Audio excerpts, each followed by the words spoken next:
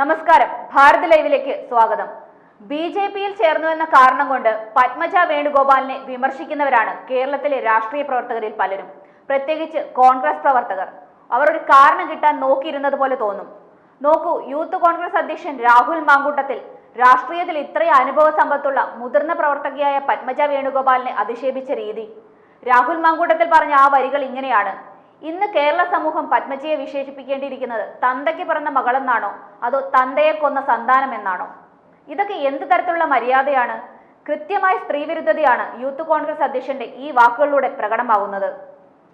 ഏതെങ്കിലും ഒരു സ്ത്രീ പൊതുരംഗത്ത് വന്നാൽ, എന്തെങ്കിലും ഒരു കാര്യത്തിന് കൃത്യമായ അഭിപ്രായം പറഞ്ഞാൽ, എന്തെങ്കിലും രീതിയിൽ ഉയർന്നു വന്നാൽ, അവർ എന്തെങ്കിലും തീരുമാനമെടുത്താൽ അവരെ വ്യക്തിപരമായി അധിക്ഷേപിക്കുക എന്നത് പതിവാണ്.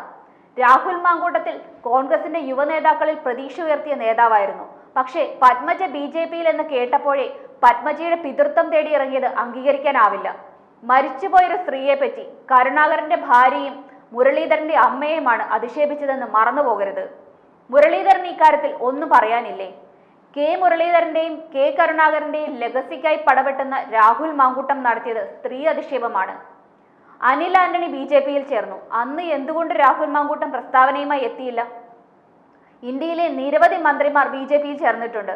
അന്നൊന്നും രാഹുൽ മാങ്കൂട്ടത്തിൽ അധിക്ഷേപിച്ചിട്ടില്ല. ഇന്ന് പത്മജയെ അധിക്ഷേപിച്ചത് അവർ ഒരു സ്ത്രീ ആയതുകൊണ്ടല്ലേ?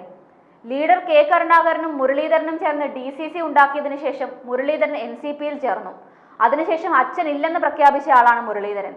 ഇപ്പോൾ സഹോദരി ഇല്ലെന്ന് പ്രഖ്യാപിക്കുന്നു. രക്തബന്ധത്തെ പോലും തള്ളി പറയുന്നു. ഇതെല്ലാം കൃത്യമായി കാണിക്കുന്നത് രാഷ്ട്രീയമാണ്. അതുപോലെ തന്നെ പത്മജയുടെ ഫേസ്ബുക്കിന്റെ അഡ്മിൻ പോലും അവരുടെ കൂടെ പോയില്ലത്രേ.